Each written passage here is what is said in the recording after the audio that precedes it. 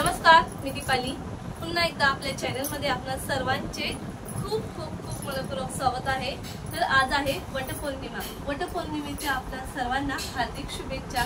तर चला, मी आता चाललेले आहे वडाला पूजन करण्यासाठी. तर तुम्ही पण चला आणि मी काय काय घेतले ते तुम्हाला दाखवते. ह्या साईडला तुम्ही पाहू शकता कोणतीही 5 फळं घ्यायची आहेत. तर या ठिकाणी मी 5 फळं घेतलेले आहेत पानावरती. त्याचबरोबर धागा, हे ओटीचं साहित्य, हळदी कुंकू वगैरे घेतलेलं आहे. तर चला, आता भरपूर उशीर झालेला आहे आणि लेडीज माझी वाट पाहत आहेत. चला. तर या ठिकाणी तुम्ही पाहू शकता माझ्या सर्व मैत्रिणी तयार आहेत. तर सर्वांनी आपापले पूजेची थाळी तयार केलेली आहे आणि प्रत्येकाची पद्धत पूजा करण्याची वेगवेगळी असते. तर चला, आम्ही चाललेलो आहोत वडाची पूजा करण्यासाठी.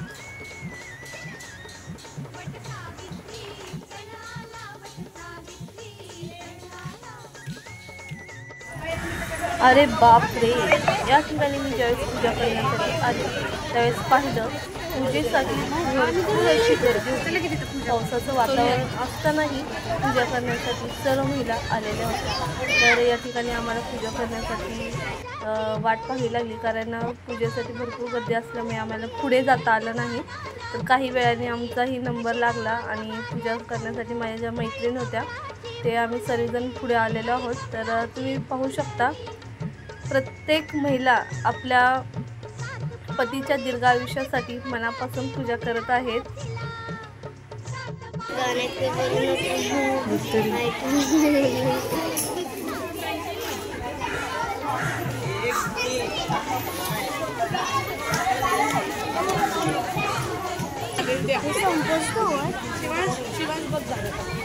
दादा गेंदा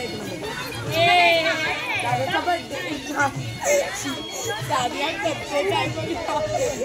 बर्थडे तोंडाला जात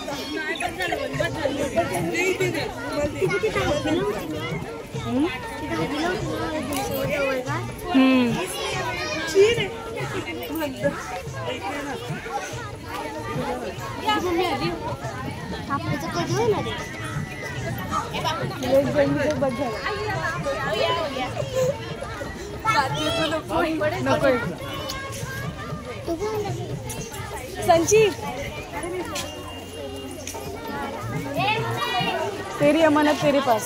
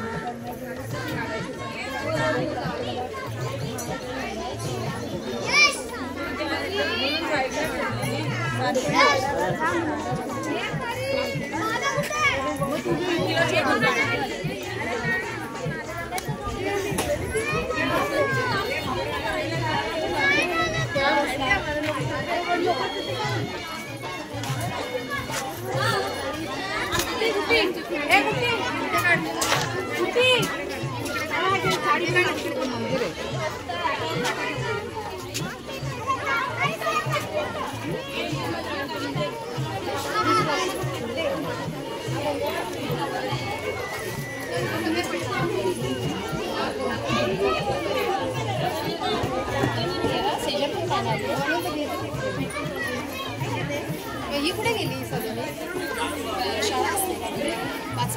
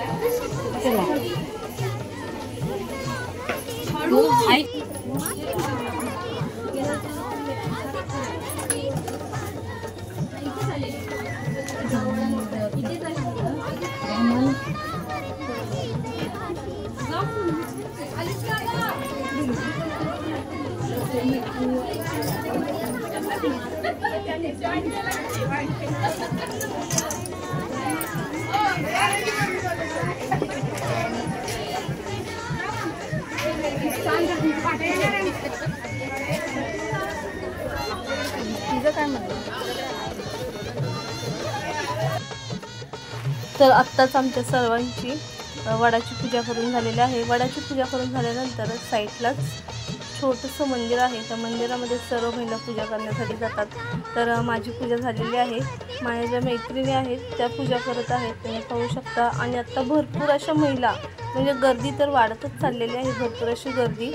पावसाचं वातावरण असतानाही मंदिरामध्ये आणि वडाची पूजा करण्यासाठी भरपूर अशा महिला आलेल्या आहेत, तुम्ही पाहू शकता। कारण आपण जी पूजा घरामध्ये करतो फांदी आणून, तशी न करता डायरेक्ट वडाची पूजा करण्यासाठी बाहेर जायचं आहे।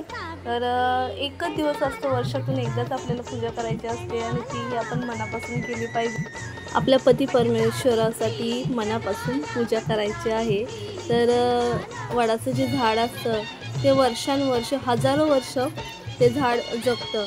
तर आपण जर ह्या वडाच्या झाडाची फांदी तोडून घरामध्येच पूजा केली तर ती फांदी काय होते, दुसऱ्या दिवशी त्या फांदीची पानं पूर्णपणे कोमेजून जातात, सुकून जातात। तर पती परमेश्वरासाठी पूजा करायची असेल तर डायरेक्ट तुम्ही वडाला जावा आणि वडाची पूजा करा। साध्या भाषेत सांगायचं झालं तर आपण ज्यावेळेस वडाच्या झाडाची फांदी आणून घरामध्ये पूजा करतो त्यावेळेस दुसऱ्या दिवशी लगेच ते पानं कोमेजली जातात आणि आपण ती फांदी फेकून देतो। परंतु आपण ही पूजा जी आहे वट सावित्री पौर्णिमेची, ती आपल्या पती परमेश्वराच्या दीर्घ आयुष्यासाठी करत असतो। तर ही पूजा माझ्या तर मध्ये तुम्ही वडाच्या झाडाला जाऊनच केली पाहिजे। आपल्या वडाच्या झाडाची फांदी तोडून आणल्यामुळे, त्यामुळे वडाच्या झाडाच्या फांद्या तोडल्यामुळे त्याचे वडाच्या झाडाचे जीवनमान आपण एक प्रकारे कमी करण्याचा प्रयत्न करतो। तर काय केलं पाहिजे, वृक्षारोपणाला महत्त्व आहे।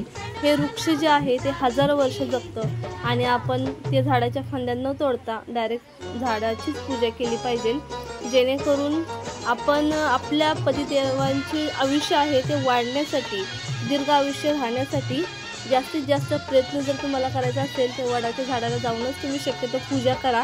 मनापासून पूजा केल्यानंतर आपल्याला खरंच एक प्रकारचं जे सुख मिळतं ते कुठेच मिळत नाही आणि खऱ्या अर्थाने शास्त्रामध्ये तीच पूजा ग्राह्य धरली जाते आणि या पूजेचा लाभ मनापासून ज्या महिला वडाची पूजा करतील त्यांनाच होतो। तर या ठिकाणी आमची वडाची त्याचबरोबर मंदिरातली पूजा झाल्यानंतर आम्ही हळदी कुंकू एकमेकीला लावला आणि जे वाण असतं ते वाण एकमेकीला दिलेलं आहे. वाणामध्ये म्हणायचं झालं तर प्रत्येकाची पद्धत वेगवेगळी असते. तर आमच्याकडे फणस हा मेन आहे. फणस त्याचबरोबर आंबा, करवंद, जांभूळ, त्याचबरोबर आपण केळी किंवा दुसरं कोणतंही तुम्ही फळ घेतलं तरी चालेल. परंतु गावच्या साईडला कसं असतं, आंबा हा मेन असतो, आंब्याच फक्त घेतला जातो आणि गव्हामध्ये ही पूजा केली जाते याच्याबरोबर. तर आमच्याकडे अशा पद्धतीने पूजा केली जाते. पानावरती सर्व 5 प्रकारची फळं ठेवली जातात वडाच्या पानावरती आणि हे वाण महिलांना, सुवासिनी महिलांना दिले जाते. तर अशा पद्धतीने आमची ही पूजा खरंच खूप छान अशी पूजा झालेली आहे. तर पूजा झाल्यानंतर आम्ही ठरवलं एकमेकीने नावं घेण्याचं. तर थोडीफार आम्ही नावं घेण्याची दोघी तिघींनी प्रयत्न केलेला आहे. अजून आम्हाला नावं घ्यायची होती पण पावसाचं वातावरण असल्यामुळे आम्ही पटकन घरी जाण्याचा निर्णय घेतला. तर अशा पद्धतीने आमच्याकडे पूजा केली जाते. सर्व महिला मिळून वडाला पूजा करण्यासाठी येतात, एकमेकीला हळदी कुंकू लावतात, वाण देतात. तर तुमच्याकडे कशा पद्धतीने पूजा केली जाते कमेंट्सद्वारे नक्की कळवा. त्याचबरोबर पूजेच्या दरम्यान म्हणजे पूजा करण्याची पद्धत, त्यामध्ये वाणासाठी काय वापरलं जातं, कोणतं फळ वापरलं जातं. तर आमच्याकडे तर अशीच पद्धत आहे. गावावरून येऊन फक्त 5 ते 6 दिवस झालेले, लगेच वटपौर्णिमा आली. म्हणजे माझ्या बड्डेच्या दुसऱ्या दिवशीच वटपौर्णिमा होती, त्यामुळे बड्डेच्या दिवशी मला बाहेर जाता आलं नाही आणि दुसऱ्या दिवशी वटसावित्री पौर्णिमा असल्यामुळे बड्डेच्या दिवशीच मला खरेदी करण्यासाठी जावं लागलं. तो व्लॉग तर तुम्ही पाहिलाच असेल. तर पूजा झाल्यानंतर आम्ही सर्वांनी इथे फोटोशूट केलेला आहे आणि आता सर्वजण नावं घेत आहेत, पहा तुम्ही.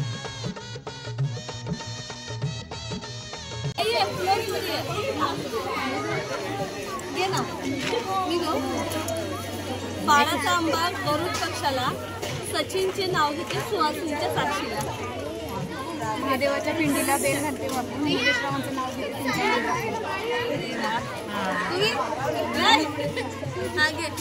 रामाच्या वनात लावल्या केळी, मनुष्यांचं नाव घेते मुलीच्या वेळी. चला कामच नाही.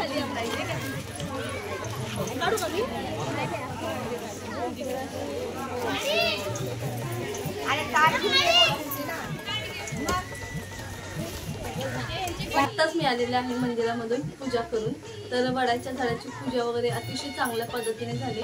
तर चाळीतील महिला मिळून आम्ही गेलेलो वडाची पूजा करण्यासाठी आणि तिथेच भरपूर अशा महिला होत्या, भरपूर अशी गर्दी होती, तुम्ही पाहिलंच असेल व्लॉगच्या दरम्यान. आणि घरी आल्यानंतर मंदिरामध्येही मी नैवेद्य दाखवला आणि पती परमेश्वरांच्या पाया पडले. तर सर्वजण तसेच करतात. पूजा करून आल्यानंतर आपलं जे नवरा आहे ते नवऱ्याच्या वगैरे पाया पडायचं असतं आणि त्यांनाही थोडासा प्रसाद वगैरे द्यायचा असतो. तर अशा पद्धतीने माझी ही पूजा संपन्न झालेली आहे. तर ही वटपौर्णिमेची पूजा, माझा हा व्लॉग तुम्हाला कसा वाटला कमेंट्सद्वारे नक्की कळवा. पुन्हा भेटूया अशाच एका नवीन व्लॉग बरोबर. Bye bye.